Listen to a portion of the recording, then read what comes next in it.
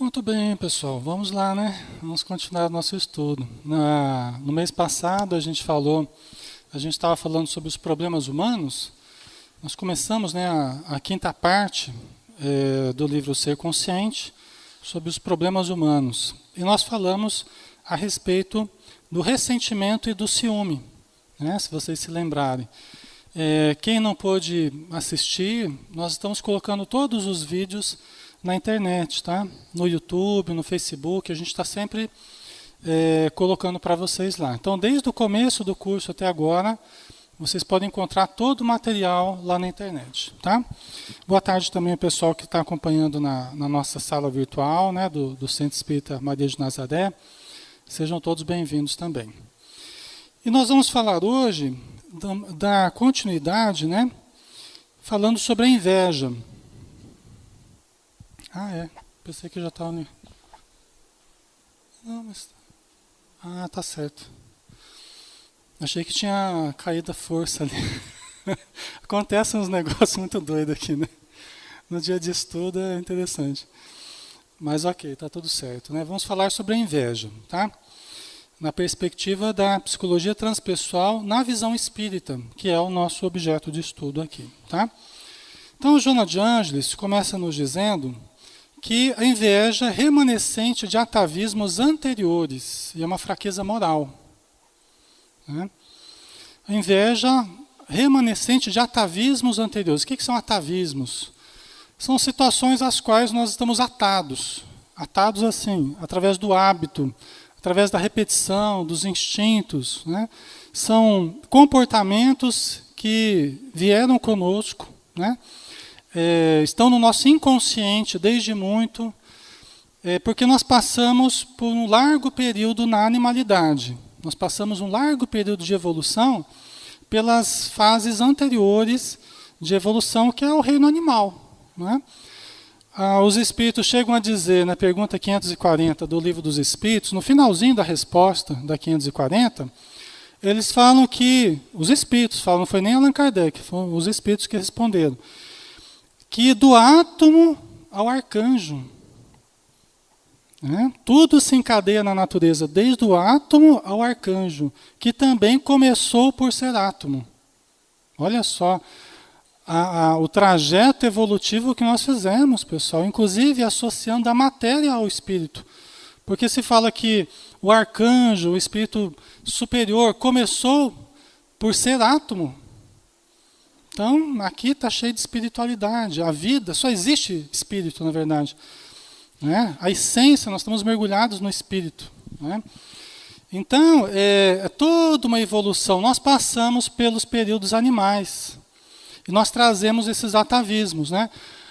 Um leão ia lá e pegava uma presa, e estava lá saboreando a presa lá. Aí os outros leões ficavam lá tudo com inveja. Né? Não é? Já começou aí. Queria o que era do outro. Queria o que era do outro. Começou pelas presas, né? Pela caça lá que eles conseguiam pegar. É fraqueza moral. Por que fraqueza moral? Para nós hoje, não para os animais lá, mas para nós é fraqueza moral. Por quê? Quando que nós evoluímos moralmente? Quando nós superamos os instintos, esses instintos primitivos. Toda evolução moral tem a ver com superação de instintos. Ora, se é um remanescente atávico das épocas anteriores, então superar esses atavismos primitivos é crescer moralmente, tá? É evoluir moralmente. Tá? Então vamos continuar. Ao invés de empenhar-se, lamenta o triunfo alheio. A pessoa que cultiva a inveja, ao invés de empenhar-se, lamenta o triunfo alheio. É fácil de você conhecer a pessoa que tem a inveja. Todos nós temos, mas há um momento em que a inveja surge. Você fala que aconteceu uma coisa boa na sua vida, e a pessoa fala, né, daquele sorrisinho assim, né? Está surgindo muitas vezes a inveja ali. Né? Pode acontecer com a gente. A pessoa conta uma coisa legal que aconteceu com ela, aí você, né, não demonstra aquela alegria, aquela satisfação. Né? Então, muitas vezes, a pessoa lamenta o que aconteceu de bom com o outro. Porque ela já fica pensando, poxa vida, por que não comigo? Podia ter sido comigo e tal, né? Então, ao invés de empenhar-se, lamenta o triunfo alheio. Poderia empenhar-se. Poderia voltar para dentro de si e usar todo o potencial que tem para conseguir, assim como o outro conseguiu. Não preciso querer do que é do outro, ou lamentar o triunfo alheio. Eu posso fazer por onde eu conquistar aquilo que eu achei legal que o outro conquistou. Não é? Então, isso é uma possibilidade nossa. A pessoa pode usar da intriga, da maledicência, né? São manifestações que geralmente surgem junto com a inveja, né? Que são meios de eu, de repente, passar uma rasteira na pessoa, de eu tentar prejudicá-la. Por quê? Porque eu não estou sentindo em condição de ter o que ela tem, de estar como ela está. Então, eu começo a usar desses artifícios, né? desses procedimentos para derrubar a pessoa, né? Aguarda o insucesso do adversário no qual se compraz. Então a pessoa fica esperando o insucesso. Às vezes a pessoa está fazendo tudo certinho, mas uma coisa errada que ela faz, aí a pessoa ressalta. O invejoso ressalta justamente aquilo que ela faz de errado, ou aquilo que ela fez de errado, né? E aí ela se compraz. Por exemplo, a pessoa que você vê que ela está fazendo uma coisa legal. Então você conta para alguém a respeito de uma atividade legal que a pessoa está fazendo. Uma atividade bem feita, bem realizada, tal. Aí a pessoa para quem você está falando fala assim, mas ela, você ouviu falar que aconteceu uma coisa com ela lá, né? Que ela errou uma vez, não sei o quê. Já começa a desqualificar a pessoa que a gente está falando bem. Né? É uma das situações que a inveja está se manifestando. Quando alguém está tentando desqualificar o outro, para dizer assim, ele não é tão bom assim quanto você está pensando, né? Ele tem um lado negativo, ele não é esse santo que você imagina, ou essa santa, né? Então, isso são manifestações negativas, porque quando a gente faz isso, se nós fizermos isso, de tentarmos desqualificar o outro, nós estamos manifestando nada mais, nada menos do que a sombra. Nós estamos manifestando a nossa sombra. Porque quanto mais a gente insiste em ressaltar o mal, mais nós estamos, na verdade, lançando mão da nossa sombra e não da nossa luz. Né? Pessoal, lembrando que o Cláudio ali atrás está com o microfone lá. É o nosso alto-falante. Estou brincando, que ele é bem alto. Né? Mas quem precisar, tá? Quem quiser perguntar alguma coisa ou complementar, só levantar a mão que ele leva o microfone para vocês. A gente usa isso porque a gente está gravando aqui, o pessoal da internet está participando também, então senão eles não escutam. Tá? Egocêntrico, o invejoso é egocêntrico. Tá? Porque não saiu da infância psicológica e pretende ser o único centro de atenção. Né?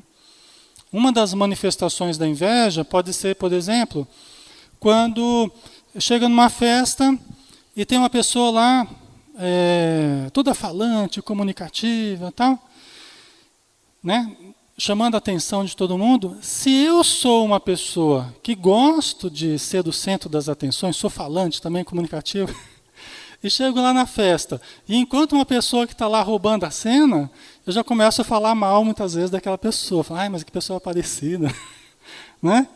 Por quê? Porque eu não estou podendo dar o meu show, vamos dizer assim. Eu não estou podendo me manifestar nessa minha tendência que eu tenho de egocentrismo. Então, se alguém começa a roubar a cena, aí a pessoa já fica, a inveja já surge, né? Então, é a manifestação da infância psicológica.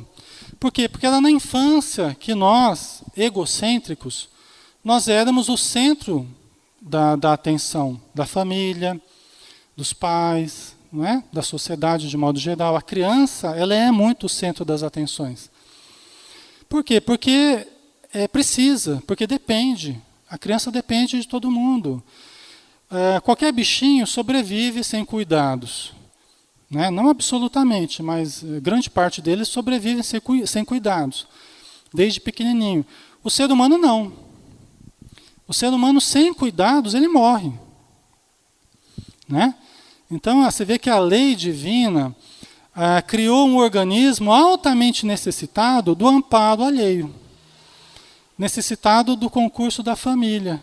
Porque sem a família, sem afeto, inclusive tem até uma síndrome de carência afetiva, eu não sei exatamente como se chama, que mata bebês. Vocês devem saber, né? Quem lida com criança, bebezinho e tal. Nos berçários, sabe-se que tem que se, na medida do possível, tem que se pegar de vez em quando a criança, né? Dar afeto à criança. Por exemplo, a criança não é precoce, é prematura, né? Uma criança prematura, né? É lógico que às vezes está tão pequenininho, tão frágil que é até difícil, mas na medida do possível vai se dando afeto, porque percebeu-se que sem o afeto há uma chance muito maior do bebê morrer, né? Então nós crescemos nessa dependência e nós vamos saindo dessa dependência, vamos saindo do centro das atenções e da dependência do adulto, à medida que nós vamos crescendo. Mas muitas vezes a gente cresce e continua com manifestações infantis, ainda egocêntrico, né? E aí a gente tem esse tipo de manifestação. Aí ela diz que é também indisciplina mental e moral, que não considera o patrimônio da vida para todos. Olha que interessante, né? Então, quem tem inveja, todos nós temos, mais ou menos, né? É indisciplina mental e moral nossa. Por quê? Porque nós nos deixamos tomar de pensamentos, né, que não consideramos a vida como patrimônio para todos. Ora, se eu lamento que a pessoa conquistou uma coisa boa, né, e eu não me esforço para adquirir, eu estou lamentando que ela conquistou, é que eu parto do princípio que eu é que tinha que ter aquilo, e não a pessoa. Então esse patrimônio da vida não foi para a pessoa, não foi criado para ela, foi criado só para mim, no meu egocentrismo. Ok? No meu egocentrismo, uma visão distorcida, né? É uma indisciplina mental nossa. Todos nós temos direito de sermos felizes, temos direito de conquistar as coisas, de nos desenvolver, de avançar, todos nós. Os patrimônios da vida são para todos, né? E todos nós vamos conquistá-los, tá? Mas quando eu começo a pensar de forma egocêntrica, eu acho que só eu é que tinha direito. Se alguém passa, de repente, com um carro novo, alguma coisa assim, a pessoa está aprontando alguma. A pessoa está aprontando alguma, está fazendo coisa errada porque está, né, tá ganhando dinheiro de forma ilícita, alguma coisa está acontecendo. Né? Eu sei que vocês não falam assim, mas é um tipo de pensamento que às vezes surge, né, nas pessoas, na sociedade, né, de modo geral.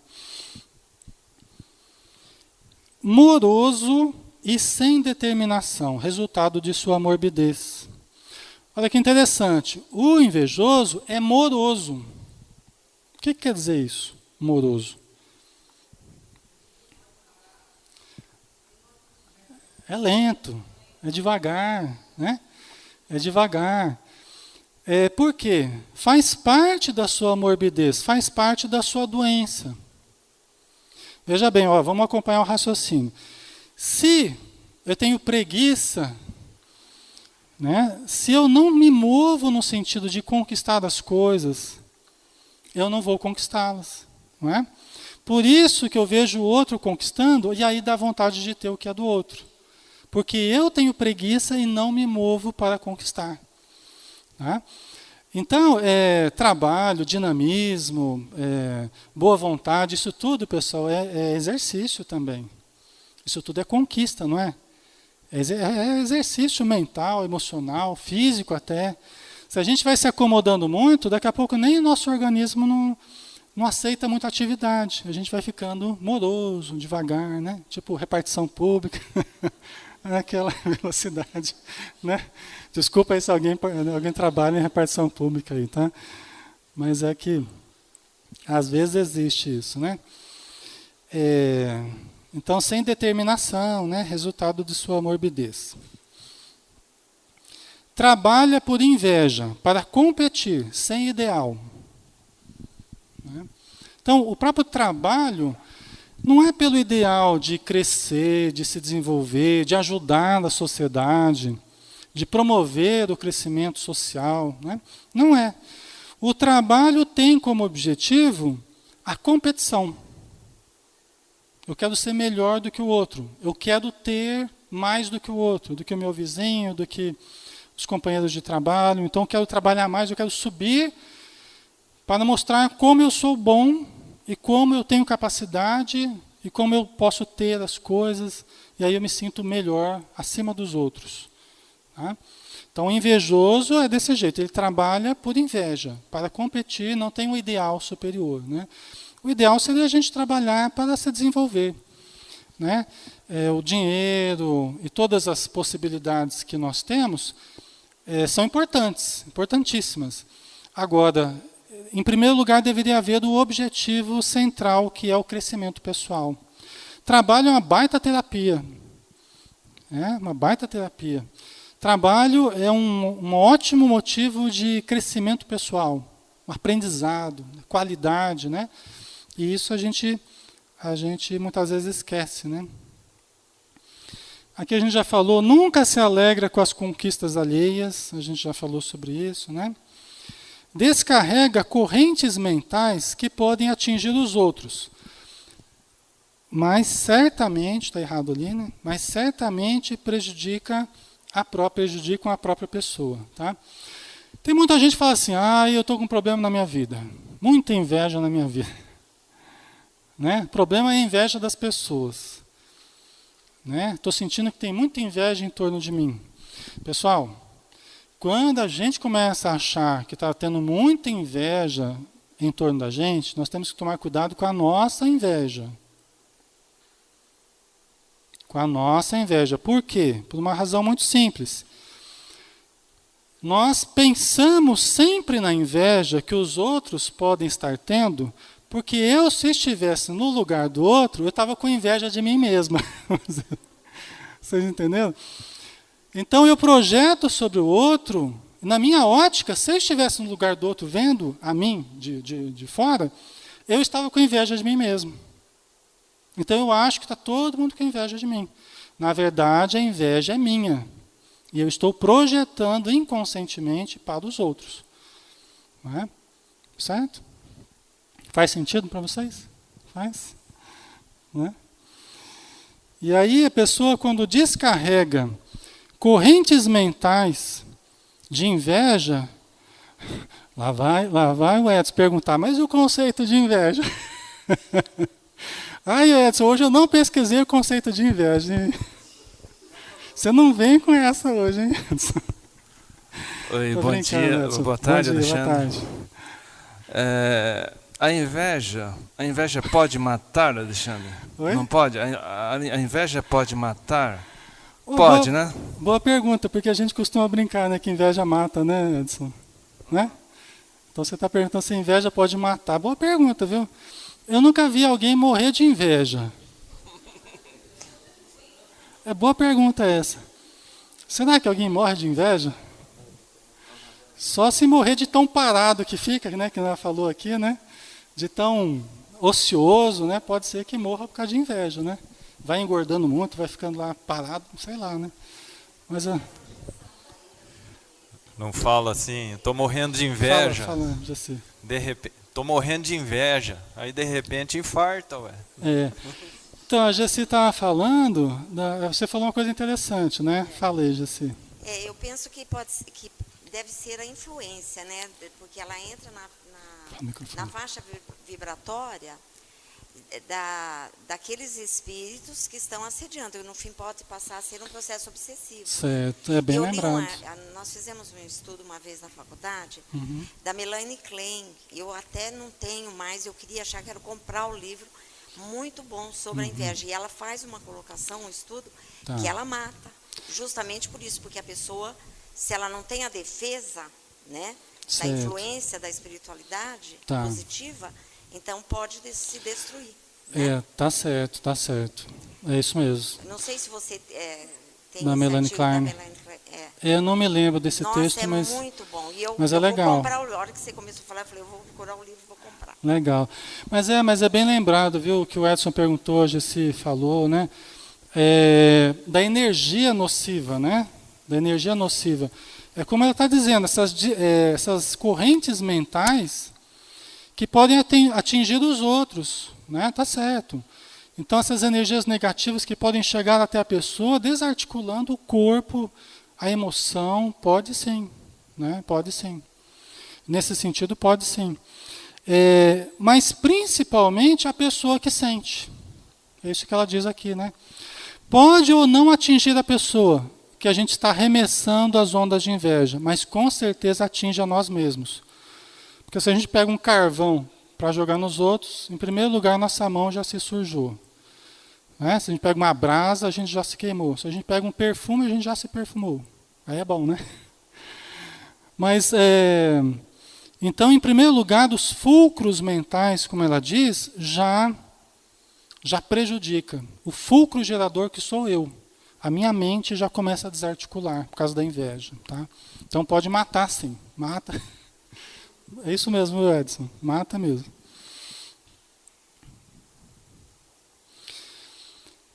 Cuidadosa reflexão do eu profundo.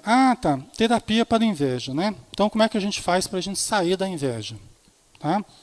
Então nós que temos, cada um tem a sua inveja maior ou menor, né? Como é que a gente faz para vencer a nossa inveja? Cuidadosa reflexão do eu profundo sobre sua destinação gloriosa. O que significa isso? Cada um de nós tem que olhar para dentro de si e enxergar o eu profundo, que é o eu divino, que é o espírito imortal que todos nós somos. Temos um patrimônio infinito dentro de nós, porque somos filhos de Deus, né? Então, todos nós temos uma destinação gloriosa. Pessoal, se eu já tenho a presença divina dentro de mim, só esperando desabrochar, só esperando desenvolver, e só depende de mim fazer isso, por que eu vou querer do que é do outro? Por que eu vou me afligir porque o outro tem e eu não tenho por enquanto? Não é? Todos nós temos uma destinação gloriosa. Então nós não precisamos ficar nos comparando com ninguém, porque as pessoas estão em níveis diferentes, estão em degraus diferentes evolutivos. Tá? Também um outro recurso, avaliação dos recursos que dispõe, considerando sua realidade única. Alexandre, Oi, fala, Cláudio.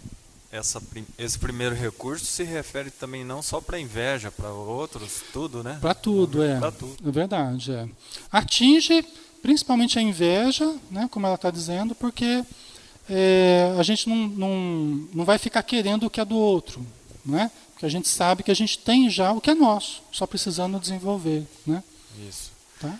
Você me passou o microfone, agora eu vou ficar Não, tira o microfone pergunta. do Cláudio lá, por favor. Nada, Cláudio, pode participar, né? Então, todos nós somos uma realidade única, né? Talvez em certas fases da vida a gente queira ser um Chico Xavier, a gente queira ser um Divaldo, a gente queira ser, né, alguma dessas pessoas que representam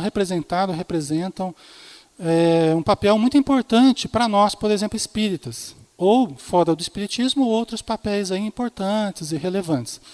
Porque são papéis de muita virtude, de muito amor, né, de muita qualidade de relacionamento. E até nós geralmente não vemos problema nisso.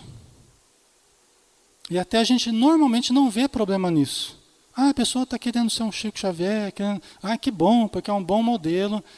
Mas, dependendo como a gente faça esse processo, passa a ser problemático. Porque nós não temos que querer ser ninguém. Nós não temos que querer ser ninguém, sermos ninguém, a não ser nós mesmos. Quando nós vamos descobrindo quem somos e o que podemos ser, nós não precisamos mais ser o outro, copiar o outro. É até um mecanismo de defesa, que é a internalização, né?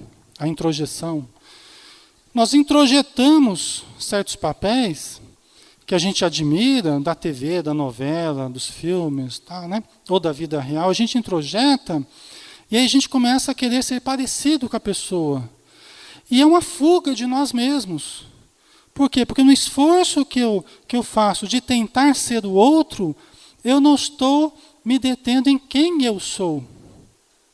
Eu não estou analisando o eu profundo. Vocês entendem? Então é uma fuga do contato com o self. É uma máscara do ego. Né? Então eu pego um palestrante lá e eu começo a copiar os trejeitos e tudo do palestrante. Né? Pode até ficar legal, mas será que eu preciso disso? Não é? Será que eu não posso ser eu mesmo? Será que eu não posso descobrir quais são as minhas características pessoais? Né? E pode ser bem legal, inclusive, isso. Né? Eu posso descobrir que eu sou uma pessoa, né, que pode produzir, pode fazer coisas boas sendo a própria pessoa. Né? Nós somos uma realidade única. Né? Por isso a gente não deve ficar se comparando com os outros. Evitando comparar-se ou medir-se com as outras pessoas. Tá? Então é uma... Oi, fala, mãe. Lá, Cláudio, entra em ação. É o Super Cláudio lá. É que a inveja, na verdade, ela tem muita ligação com o orgulho e com o egoísmo, né? Sim, sim. A Exatamente. pessoa, ela é centro do universo mesmo. É. Ela, Quando a gente vê alguém que está se destacando, então eu quero o que a pessoa está tendo. Por quê? Porque ela está por cima, né? Na minha visão, ela está por cima da carne seca, né? Como a gente diz.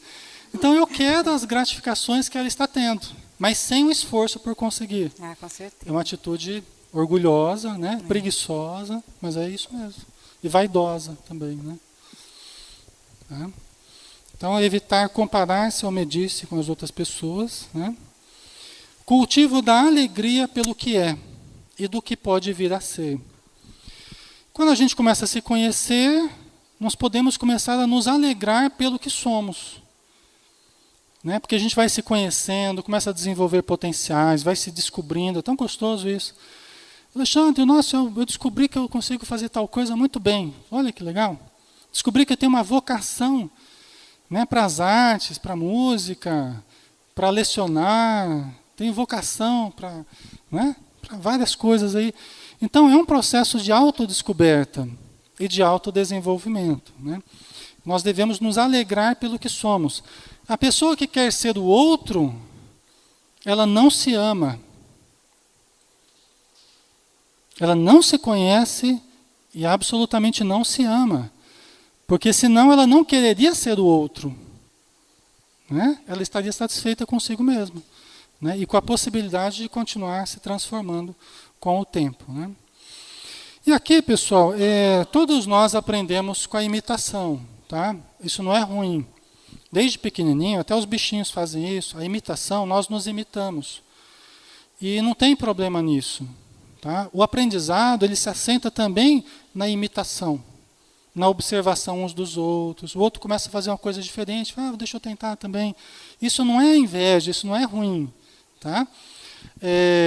Mas nós temos que perceber quando passa a ser essa manifestação de esquecimento de quem eu sou para a supervalorização do que o outro é. Tá? Então, o despertamento do amor a si mesmo, ao próximo e a Deus como meta para a conquista da saúde integral. Né?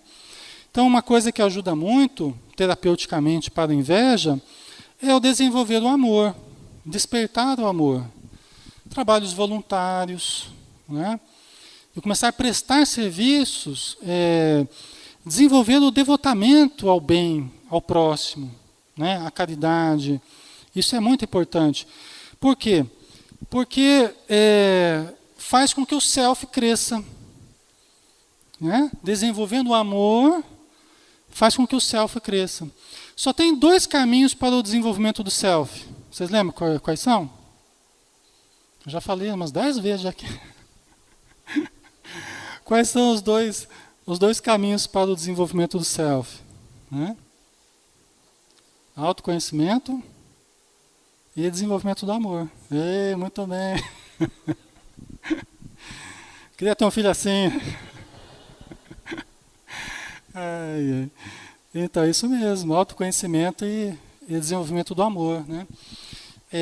São as duas asas do espírito, o conhecimento e o amor, não é? São as duas asas que vão nos fazer alçar voo, né? Ok? Alguma pergunta aí sobre a inveja, pessoal? Ficou claro? Alguém quiser completar de alguma forma? Tranquilo? Na internet, alguém está com alguma questão, Rosana? Não? Tá? Então tá bom. Então vamos sair da inveja rapidinho. Que negócio. Né? Hoje vocês vão sair daqui sem inveja hoje, hein? Ninguém sai daqui com inveja hoje. Então vamos lá. Necessidade de valorização. Tá? Os gigantes da alma, ressentimento, ciúme, inveja, como a gente estudou nessa e na outra semana, no outro mês, refletem consciente ou inconscientemente a necessidade de valorização. O que tem por detrás desses gigantes da alma, esses gigantes negativos aí? A necessidade de valorização. A gente cresce trazendo para a fase adulta ainda necessidades muito grandes de valorização. Né? Vocês lembram o que faz com que o ego se desenvolva de uma forma saudável? Quais são os 6 elementos, os 6 itens que fazem o nosso ego se desenvolver de um modo saudável? Vocês lembram? Vamos ver, quem lembrar vai ganhar uma BMW que está lá fora esperando. Vai, Eduardo, lá, fala, Eduardo, manda bala. Arrisca aí, Eduardo. Pelo menos Isso. Pelo menos um chocolate, né? Oi, um chocolate? Tá bom. Você vai ganhar um bolo de chocolate lá em cima. Deu branco agora, peraí. Olha lá, a necessidade de Ser reconhecido, aceito, admirado, amado, livre e útil. E útil. Muito Talento. bem. Palmas para o Eduardo. Também. Pode ser um talento? Isso aí, tá vendo? Já tinham falado aí? Tá certo. Então vamos mandar chocolate para eles também. Manda chocolate virtual aí. Né? Tem bolo aí, se colocar no pautal que tem bolo. Alexandre, oferece a próxima vez o céu tá azul. O céu tá azul. Tá certo. É seu? O céu o céu tá azul. Tá certo. Então, pessoal, né, necessidade de ser amado, identificado, admirado, aceito, livre e útil. Né? São necessidades que se carecem estímulos na infância, para que nós estruturemos o nosso ego em cima dessas necessidades, a gente cresce passando muitas vezes a vida inteira inchando o ego para tentar conseguir satisfazer essas necessidades, de ser identificado, de ser amado. Então, eu sou aquela pessoa que não consigo falar não para ninguém, porque tem uma necessidade de ser amado, de ser aceito. Né? Então, eu tento fazer o tempo todo, fazer, né? Para ser reconhecido ou para me sentir útil. Caio numa obsessão, uma compulsão por fazer. Né? Então, são os exageros. Sempre que a gente começa a cair nos exageros das nossas necessidades, é porque aí está se refletindo as carências, as lacunas no nosso desenvolvimento. Tá? Então, quando faltam estímulos para sentir-se valorizado, o ego projeta-se, ele incha em mecanismos perturbadores. É como a tireoide. Né? A tireoide, ela absorve iodo e produz lá o T3 e T4. Né? Quando ela está com dificuldades para produzir esses hormônios, muitas vezes ela começa a inchar para aumentar a superfície de absorção, não é assim? Tentando aumentar a superfície de absorção para ver se absorve mais iodo e consegue produzir mais o hormônio. Só que geralmente não funciona muito. Com o ego é assim também. Quando a pessoa se sente vazia e tem que dar conta dos desafios existenciais, começa a inchar, começa a projetar a imagem, eu começo a tentar parecer o que eu não sou, né? Na tentativa de obter estímulos para me satisfazer internamente, vamos dizer assim, me aplacar na minha insegurança, ok? Então, essa projeção do ego, esse inchaço do ego, nós chamamos de defeitos da alma. A Joana de Ângeles fala assim, que os defeitos da alma são os filhos diletos do ego inchado. Tá? Deixa eu só ver uma coisinha aqui, pessoal. Ah, não, tá certo. É que achei que tinha diminuído a luz aqui, achei que estava desligado no coisa lá.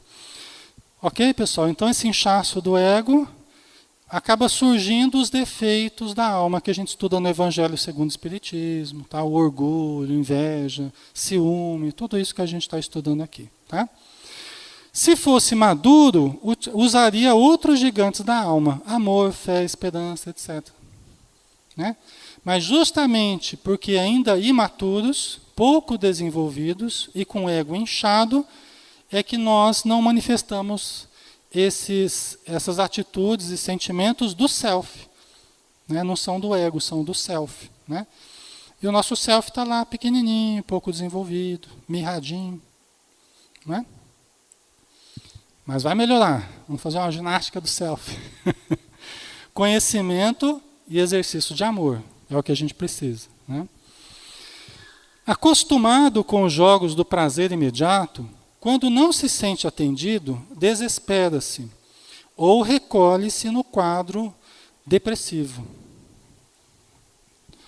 Então a gente vem de um passado evolutivo em que a gente busca satisfazer as necessidades imediatamente, através dos instintos, tal, né?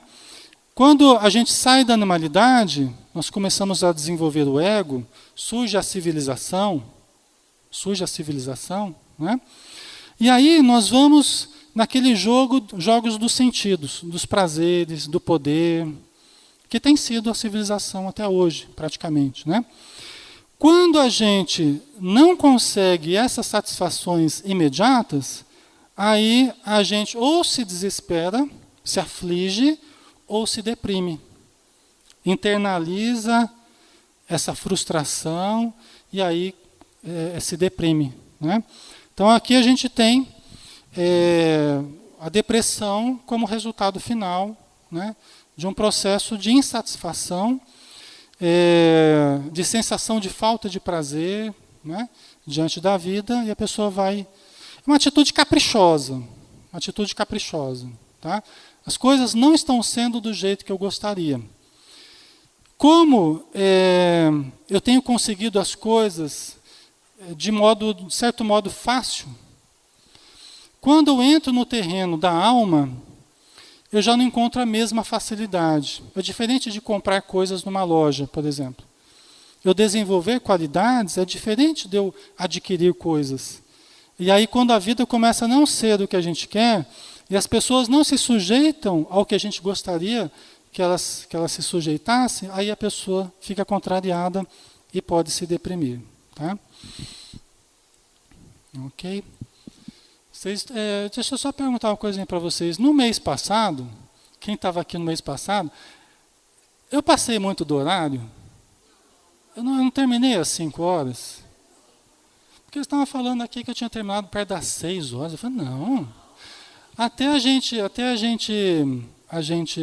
Eu deixei de fazer um item, inclusive, né? Porque não deu tempo. Eu estava de olho no... Viu? Os meus assessores aqui. Mas eu me lembro que eu terminei na hora, tá, pessoal? Então vocês cuidado com o relógio aí, que pode ser que... Né? A gente podia parar às 4, né?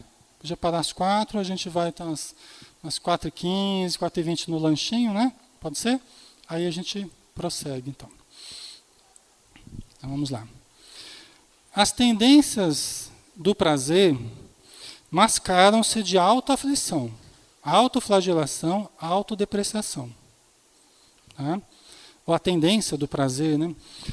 Essa necessidade premente de prazer né? E nós temos essa necessidade de ficarmos satisfazendo os nossos prazeres imediatamente, o imediatismo no campo do prazer, quando eu não consigo obter dos prazeres do jeito que eu quero, aí surge a autoaflição, a autoflagelação, a autodepreciação, que é um tipo de prazer, aí eu entro num prazer patológico. Por que patológico? Oi? Por causa do masoquismo. Não é? Se eu não estou conseguindo extrair prazer da minha vida de uma forma boa, né, e eu estou querendo muito prazer na minha vida, e a estruturação da nossa felicidade não vai ser só de prazer. Até a Joana fala que nós podemos passar por períodos de prazer e desprazer. Não obstante, nós estaremos a passos seguros para a estruturação da nossa felicidade. Mesmo sem prazer em alguns momentos. Né? Não significa que está tudo errado. Eu estou sem prazer na minha vida. Não significa que está tudo errado. Tem que ver outros crescimentos que estão existindo. Né? Que eu posso estar passando até por um momento de dor, estar crescendo, estar desenvolvendo várias potencialidades do espírito. Né? Mas quando eu não obtenho os prazeres fáceis, imediatos, tal, aí surge a autoaflição. Quando vocês acharem uma pessoa muito aflita, muito desesperada, se autodepreciando, se autoflagelando, talvez esteja havendo isso aí. Ela simplesmente está proibida, não é proibida, mas ela está impossibilitada de obter os prazeres que ela queria. Né? Está impossibilitada de obter os prazeres que ela queria. Às vezes ela não percebe isso, então ela usa outras justificativas. E ela diz que a aflição dela é por causa de outras coisas. Mas no fundo não é. É porque ela não está querendo, às vezes, cair até nos prazeres ilícitos, vamos dizer assim, que causariam mais mal para ela ainda, né? Quer falar, Cláudio? Eu ia falar um exemplo, é o drogado, né? Certo. Quando ele fica sem a droga, ele entra em todas essas autoaflição, autoflagelação. Sim. É uma relação com o prazer, né? Uma relação... Ansiedade que também sim. ocorre, Pode ser um exemplo, sim. Né? Fala, Edson.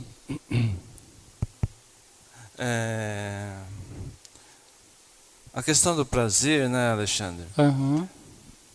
A gente tem que refletir para os pequenos prazeres que nós podemos ter na vida, não é? Às vezes precisamos de coisas tão simples para ter prazer, né? Não é? É verdade. À medida que a gente vai evoluindo moralmente, mentalmente, espiritualmente, a gente se torna fácil de contentar, mais difícil de agradar, muitas vezes, né? A gente se contenta com pouco, com coisas pequenas, né? Simples, mas ao mesmo tempo não é qualquer coisa que nos agrada. Né? A gente se torna mais seletivo, né? No que a gente busca, o que a gente assiste, o que a gente conversa. Né? Mas a gente se satisfaz com coisas muito pequenas, às vezes. Né? Já nos alegram. Né? Fala. Ali está escrito, recolhe-se no quadro depressivo.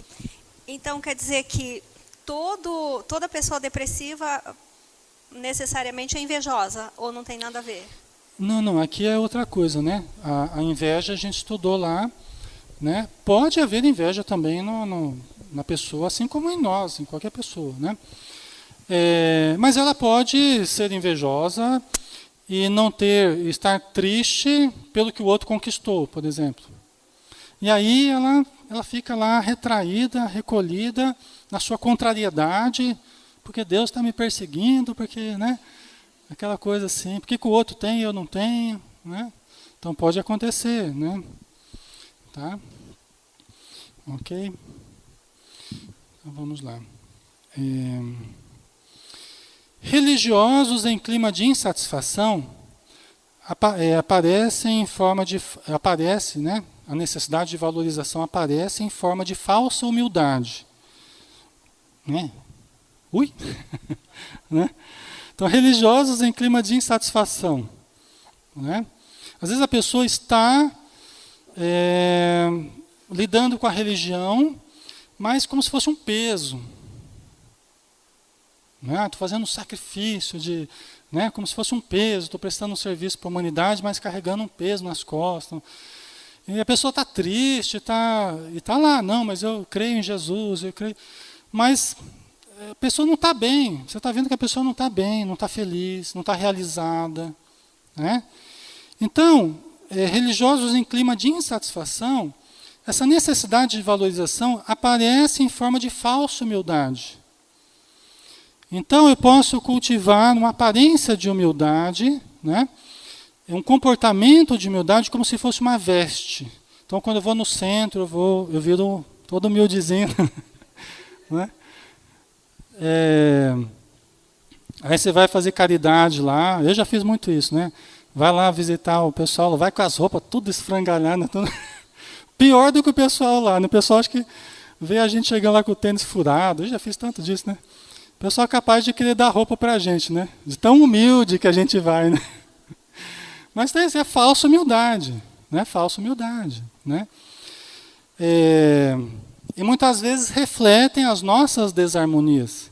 A gente vai entender na sequência aqui. A humildade verdadeira manifesta-se como alegria e plenitude. Né? Às vezes a gente vê uma pessoa que está lá triste, retraída, nossa, aquela pessoa tão humilde, né? A gente mistura a humildade com um monte de coisa, né? Pobreza com humildade. Ser pobre não é ser humilde. Nossa, que a pessoa tão humilde. Não é ser humilde. Às vezes a pessoa está até passando por uma prova da pobreza, mas porque tem muito orgulho. Né? Isso não é para todos os casos, mas acontece também. Né? A gente mistura esse termo aí para vários significados diferentes. Né? Mas a humildade tem que ser acompanhada de alegria, de sensação de plenitude, de bem-estar, e não de insatisfação, de pessimismo, de tristeza, de sofrimento. Né? Quando a humildade manifesta-se como desprezo por si mesmo, sofrimento, trata-se do lado escuro da vaidade. Olha que interessante, né?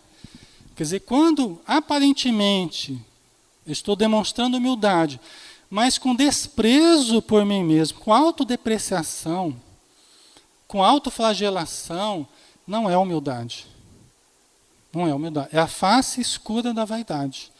Eu estou querendo chamar a atenção, comportamento vaidoso, tentando chamar a atenção pelo meu sofrimento. Não pela minha alegria, pelo bem-estar, mas estou querendo chamar a atenção pelo sofrimento. Tá? Ok, pessoal? Certo? Então, trata-se do lado escuro da vaidade. Né? Um lado que a gente não percebe muitas vezes. O caminho da conscientização é palmilhado sem tensão. Né? Então, todas as vezes que eu quero combater os meus defeitos, Ai, meu Deus, cometi de novo um novo defeito, né? Cometi um erro de novo, tal. E isso começa a gerar tensão, começa a gerar desconforto, começa a gerar tristeza. A autoaflição não é humildade. Mesmo que o discurso seja de querer combater os defeitos, mas a atitude real que está ocorrendo não é de quem está em busca de virtudes. Tá? Eu estou chamando a atenção para mim e cultivando, né, justamente demonstrando essa necessidade de valorização. Né? Então, o caminho da conscientização é palmilhado sem tensão. Então, o nosso caminho de evolução, ele deve evitar as tensões. Toda vez que, para um objetivo bom, nós começamos a criar muito problema, pessoal, a gente já pode desconfiar. Eu quero fazer caridade, mas começo a brigar com todo mundo porque quero fazer caridade. Mas que caridade é essa, né?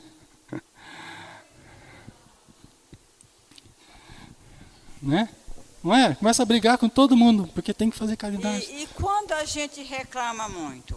Se submete a fazer uma caridade para demonstrar um ato de que você é humilde, e aí você vai em tal lugar, mas você reclama de tudo. E aí acaba a pessoa, de repente, aquelas pessoas que estavam trabalhando te abandonam e você fica só. Sim, exatamente. Isso mesmo. Entendeu?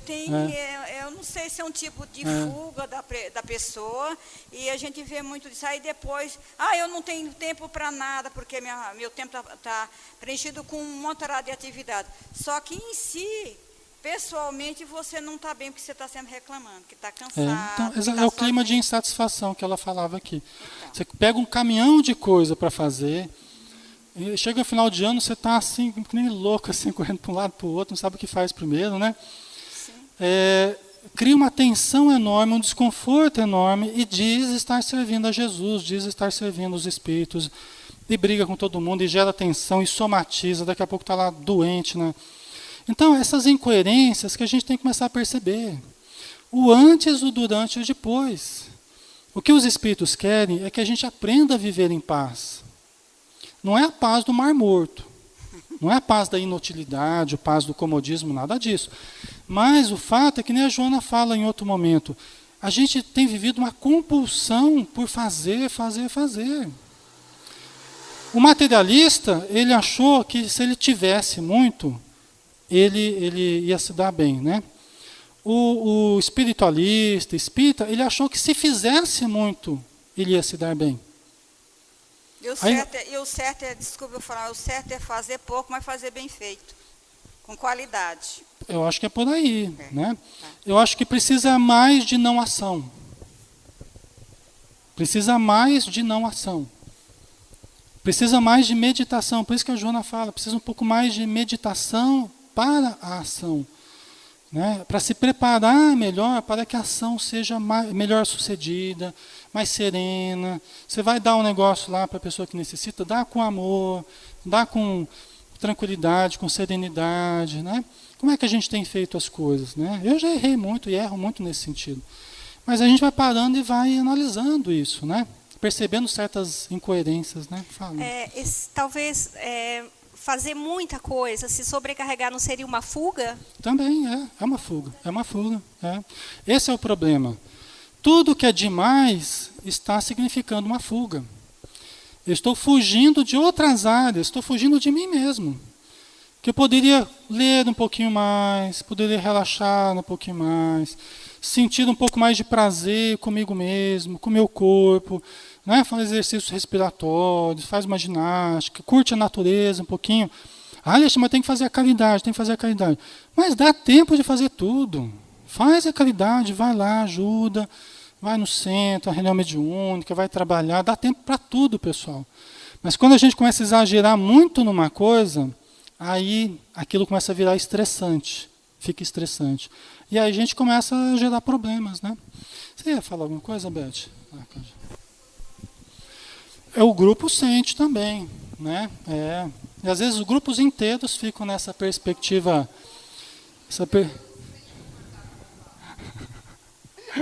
Fala, Beth, fala. Assim, eu desequilibro o grupo, assim, volta e as pessoas não se sentem confortáveis. É verdade. Não é? Se sentem muito exigidas. Exigidas. Exatamente. Né? Porque a gente fica se cobrando demais, a gente se cobra demais, aí começa a cobrar muito dos outros também. E todo o problema de atrito começa daí, as tensões que começam a criar, né? Quando o prazer vai deixando de existir, né? E aí é substituído pela tensão, pela cobrança, né? Jesus recomendava vigilância e oração. A vigilância está errado lá o acento. Tá? Vigilância e oração, né? Cuidadosa reflexão do eu profundo sobre a sua... isso aqui já foi, peraí. Isso aqui está errado, pessoal. Desculpa. Isso aqui é da inveja ainda, tá? Pois o inimigo está dentro do homem. É o ego. Hábil dissimulador de propósitos. Tá? Às vezes a gente, nessa tensão, nessa correria, nessa compulsão de fazer, a gente já está acabando aqui. A gente começa a querer achar o inimigo fora da gente. E começa a achar que aquela pessoa está me perturbando, aquela pessoa está pegando no meu pé. E a gente começa a procurar alguém para a gente brigar. Não sei se isso já aconteceu com vocês, né? Vocês não. Comigo já aconteceu. A gente fica procurando alguém para a gente brigar. A gente elege alguém lá e a gente pega a pessoa para Cristo lá, né? E a gente fica projetando os nossos conflitos sobre a pessoa. Ou seja, a gente envolve ela nos nossos conflitos, a gente projeta e depois a gente fica brigando com ela, mas não é ela, a gente está brigando com a gente mesmo. Tá? Então isso... Você ia falar alguma coisa, Cláudio? Assim, resumidamente, eu acho que é pensar e agir mais a favor da gente do que do próximo, né? Isso é o ego, né? Seria, né? Nesses recursos, né, que você está mencionando aí, né? O ego quando está desestruturado, né, Cláudio, é o nosso maior inimigo, né?